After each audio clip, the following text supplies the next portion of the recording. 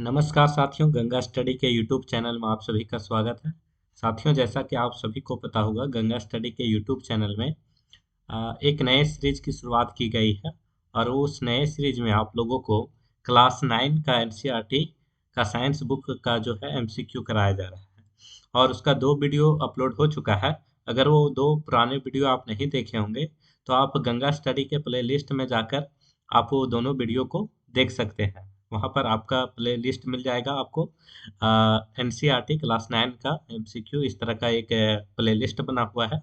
वहाँ पर आप जाकर वीडियो देख सकते हैं और वो वीडियो देखने के बाद आपको अंदाज़ा लगेगा कि किस तरह का कंटेंट यहाँ इस चैनल में दिया जा रहा है और आपको वीडियो देखकर ये भी समझ में आएगा कि एनसीईआरटी से किस तरह एग्जाम में पूछे जाते हैं।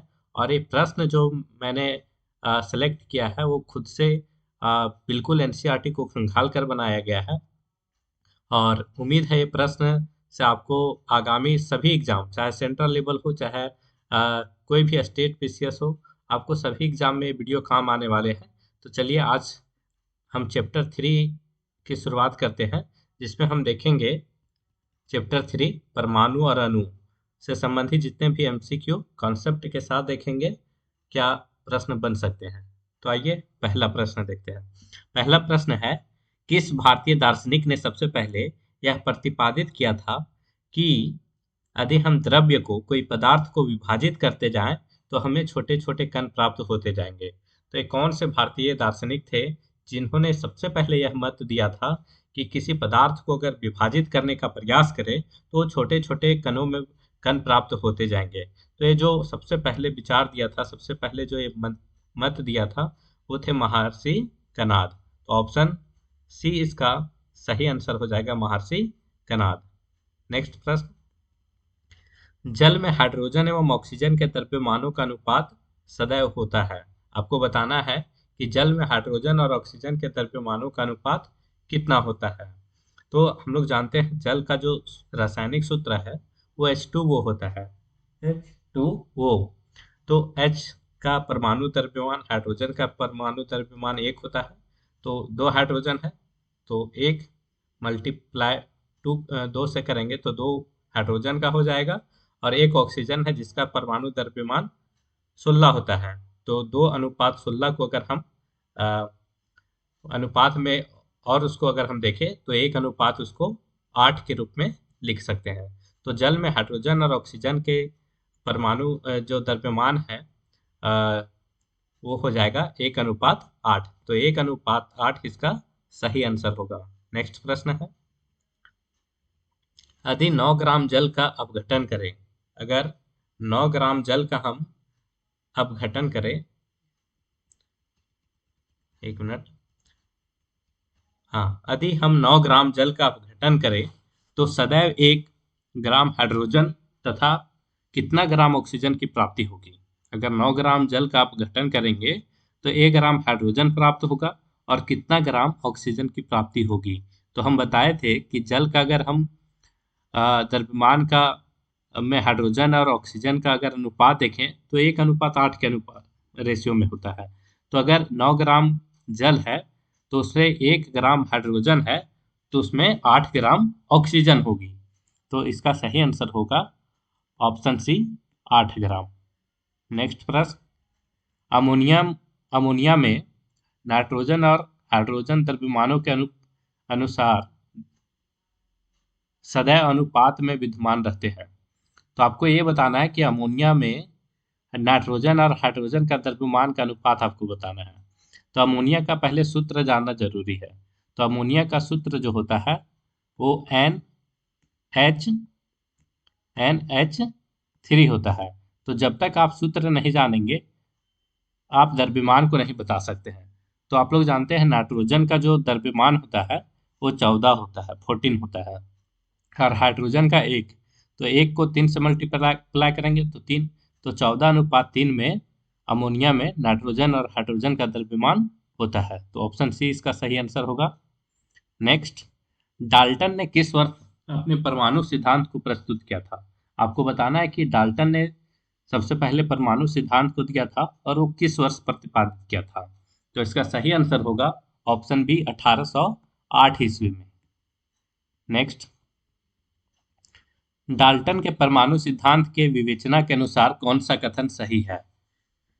तो परमाणु सिद्धांत डाल्टन ने दिया था, उसके विवेचना के अनुसार आपको बताना है कौन सा कथन सही है। तो पहला ऑप्शन है सही, सभी द्रव्य परमाणुओं से निर्मित होते हैं, मतलब सभी पदार्थ परमाणु से बने होते हैं, ये बिल्कुल सही है। परमाणु अविभाज्य सूक्ष्मतम कण है, ये भी सही है। डाल्टन ने बताया था परमाणु अविभाज्य सूक्ष्मतम कण है। हालांकि बाद के वैज्ञानिकों ने ये बताया कि परमाणु को भी विभाजित किया जा सकता है, लेकिन डाल्टन ने सबसे पहले बताया कि परमाणु अविभाज्य सूक्ष्मतम कण है, मतलब इसको और विभाजित नहीं किया जा सकता है, तो ये भी सही है। ऑप्शन सी है भिन्न भिन्न तत्वों के परमाणुओं का द्रव्यमान एवं रासायनिक गुणधर्म भिन्न भिन्न होते हैं, ये भी सही है, क्योंकि अलग अलग तत्वों के परमाणुओं का जो द्रव्यमान और रासायनिक गुणधर्म है वो अलग अलग होते हैं, तो ये भी डाल्टन के अनुसार ये भी कथन सही है। तो ऑप्शन डी इसका सही आंसर हो जाएगा, सभी कथन सही है। नेक्स्ट, हाइड्रोजन परमाणु की त्रिज्या होती है, आपको बताना है कि हाइड्रोजन परमाणु की त्रिज्या कितनी होती है। तो सही आंसर हो जाएगा ऑप्शन सी 10⁻⁻10 मीटर। नेक्स्ट, तत्वों के प्रतीक के, ऑप्शन है तत्वों के प्रतीक के पहले अक्षर को सदैव बड़े अक्षर तथा दूसरे अक्षर को छोटे अक्षर में लिखा जाता है। ऑप्शन बी है पहले अक्षर को सदैव छोटे अक्षर और दूसरे अक्षर को बड़े अक्षर में लिखा जाता है। ऑप्शन सी है दोनों अक्षर सदैव बड़े अक्षर में लिखे जाते हैं। ऑप्शन डी है दोनों अक्षर सदैव छोटे अक्षर में लिखे जाते हैं। अगर आप पीरियोडिक टेबल या कहीं और भी तत्वों का अगर प्रतीक चिन्ह देखेंगे जिसका प्रतीक चिन्ह दो अक्षरों से मिलकर बना है, तो आप देखेंगे उसका पहला लेटर हमेशा कैपिटल होगा, मतलब पहला अक्षर हमेशा बड़ा होगा और दूसरा अक्षर जो होगा वो छोटा होगा। तो इस अनुसार से पहला जो ऑप्शन ये है वो सही आंसर हो जाएगा। तत्वों के प्रतीक का पहला अक्षर सदैव बड़ा होता है और दूसरा अक्षर सदैव छोटे अक्षरों में लिखा जाता है, तो ऑप्शन ए सही होगा। नेक्स्ट, निम्न में एल्युमिनियम का सही प्रतीक है। अब उसी से रिलेटेड मैं एक क्वेश्चन दे दिया हूँ, आपको बताना है कि एल्युमिनियम का सही प्रतीक चिन्ह कौन सा है।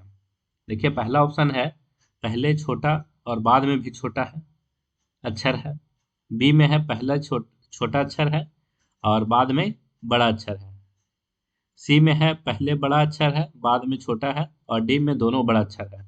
तो हमने बताया था कि कोई भी तत्व का अगर हम प्रतीक लिखें तो पहला अक्षर कैपिटल होता है और दूसरा स्मॉल, तो ऑप्शन सी सही हो जाएगा। एल्युमिनियम का पहला अक्षर कैपिटल और दूसरा स्मॉल, तो ऑप्शन सी सही प्रतीक चिन्ह होगा एल्युमिनियम का।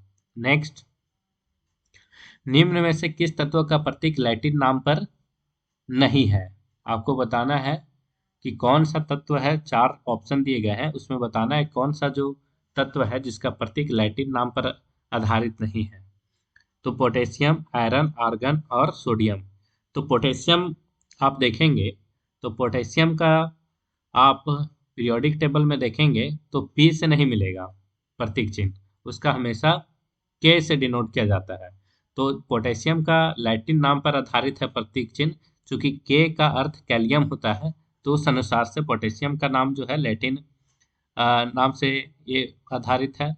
आयरन का भी देखें तो आई से नहीं होता है या तो आई आर से भी नहीं होता है। आयरन का प्रतीक चिन्ह हमेशा एफ ही मिलेगा, मतलब उसका अर्थ है फेरम, तो ये भी लैटिन नाम से आधारित है। आर्गन का देखेंगे तो ये लैटिन नाम से आधारित नहीं है, चूंकि आर्गन का ए आर होता है, ए आर प्रतीक चिन्ह होता है, तो उसी से ये आर्गन भी बना है। लेकिन सोडियम का देखें तो सोडियम का प्रतीक चिन्ह एन ए होता है, एन ए मतलब नाइट्रियम। तो इस तरह से आर्गन का जो है लैटिन नाम पर आधारित प्रतीक चिन्ह नहीं है, और ये जो ये बी सी डी ऑप्शन है वो लैटिन नाम पर आधारित प्रतीक चिन्ह है, तो ऑप्शन सी सही आंसर हो जाएगा। नेक्स्ट, ए जी, आप यहाँ भी देखें ए बड़ा मिलेगा और जी छोटा मिलेगा। ए जी बताना है कि किस तत्व का प्रतीक है, आपको बताना है कौन सा तत्व है जिसका प्रतीक चिन्ह ए जी होता है। पहला ऑप्शन है आर्गन, यूरेनियम, चांदी, सोना। तो इसका सही आंसर हो जाएगा चांदी। चांदी का प्रतीक चिन्ह ए जी होता है और सोना का प्रतीक चिन्ह ए यू होता है। यूरेनियम का यू से डिनोट किया जाता है प्रतीक चिन्ह, आर्गन का AR होता है। तो यहाँ सही आंसर AG के लिए चांदी होगा।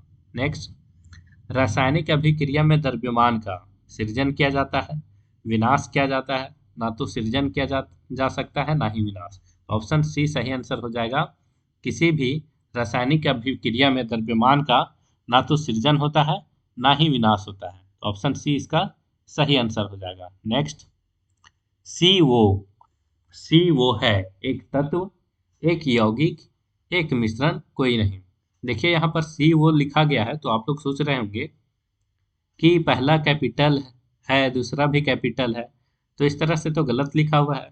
लेकिन अगर सी बड़ा और वो छोटा रहता तो कोबाल्ट तत्व को प्रदर्शित करता, लेकिन यहाँ सी और वो दोनों बड़ा है तो ये कोई तत्व नहीं बल्कि कार्बन मोनोऑक्साइड जो कि एक यौगिक है।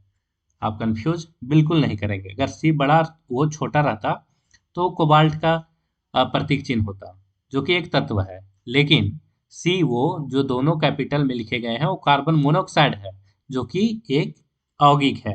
तो ऑप्शन बी सही आंसर हो जाएगा। नेक्स्ट, परमाणु द्रव्यमान का सही जोड़ा नहीं है। आपको बताना है परमाणु द्रव्यमान का कौन सा जोड़ा सही नहीं है।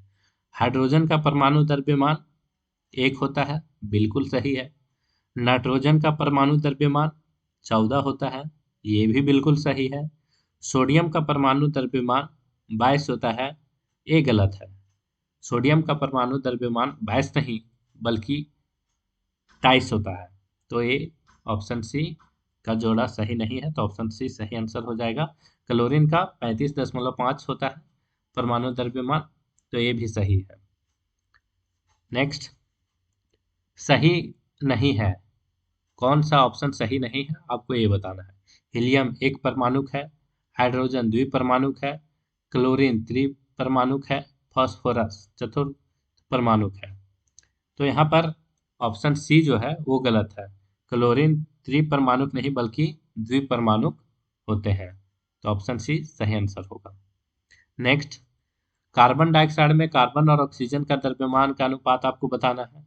तो पता है कि कार्बन का जो परमाणु द्रव्यमान है वो कितना होता है, 12 होता है, और ऑक्सीजन का 16। तो कार्बन डाइऑक्साइड में देखें तो कार्बन 1 है और ऑक्सीजन 2 है, तो कार्बन 12 और ऑक्सीजन 16 मल्टीप्लाई बाई 2 तो हो जाएगा 32। तो 12:32 को अगर हम अनुपात के रूप में देखें तो उसका हो जाएगा 3:8।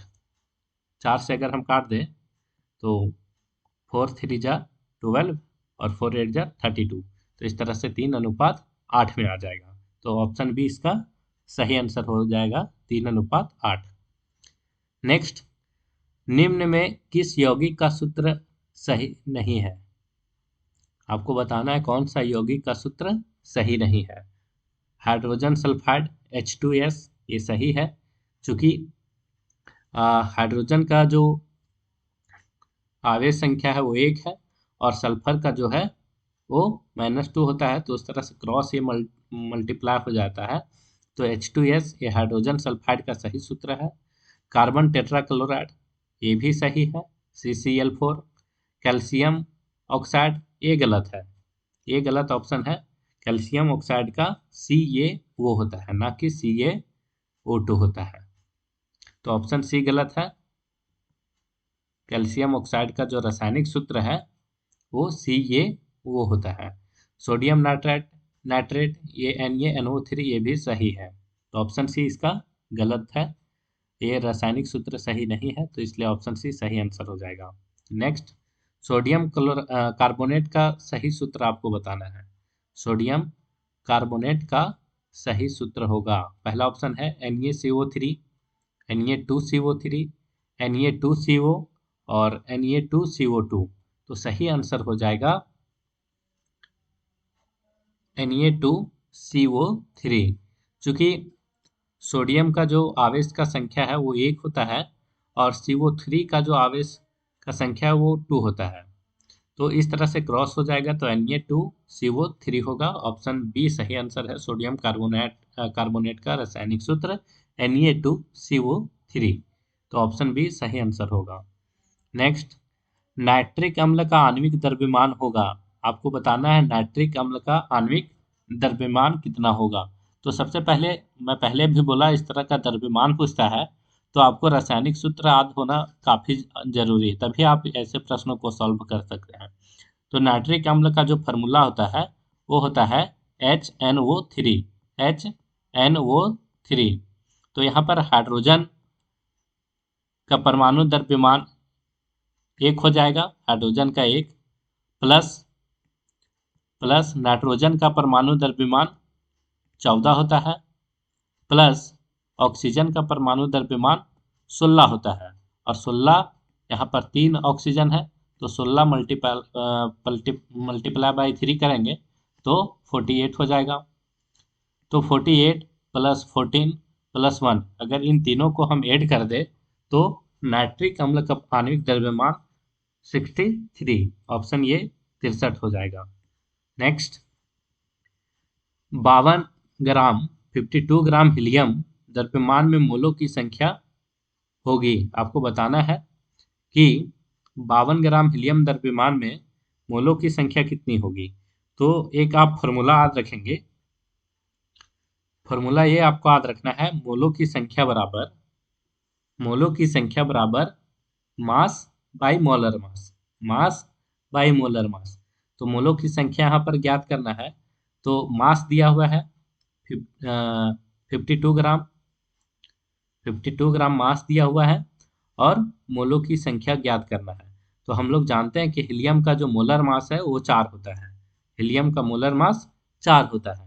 तो मोल की संख्या पूछा है तो मोल की संख्या बराबर मास बाई मोलर मास। तो 52 बाई 4 करेंगे तो कट के ये 13 आ जाएगा, 13 आ जाएगा। तो ऑप्शन ये सही आंसर होगा। नेक्स्ट, 12.044 गुना 10 के पावर 23 हीलियम परमाणु में मोलों की संख्या कितनी होगी।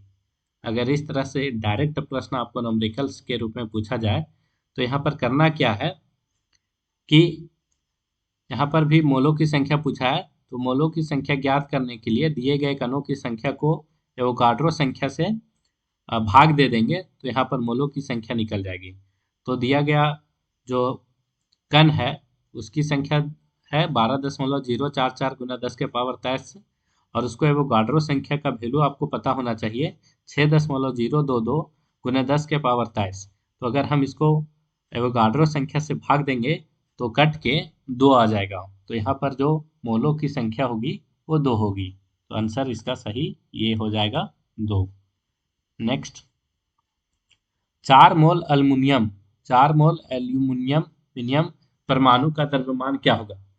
तो 4 मोल एल्युमिनियम परमाणु का द्रव्यमान पूछा है, मास पूछा है। तो मैंने पहले भी बताया मोलों की संख्या बराबर मास बाई मोलर मास। तो यहाँ पर मोल की संख्या दे दिया है, 4 दिया है और यहाँ पर मास पूछा है। तो मोलर मास एल्युमिनियम का कितना होता है ये आपको पता होना चाहिए। तो एल्युमिनियम का मोलर मास 27 होता है और 4 मोल दिया हुआ है, मोल की संख्या दिया हुआ है और यहाँ पर मास पूछा है।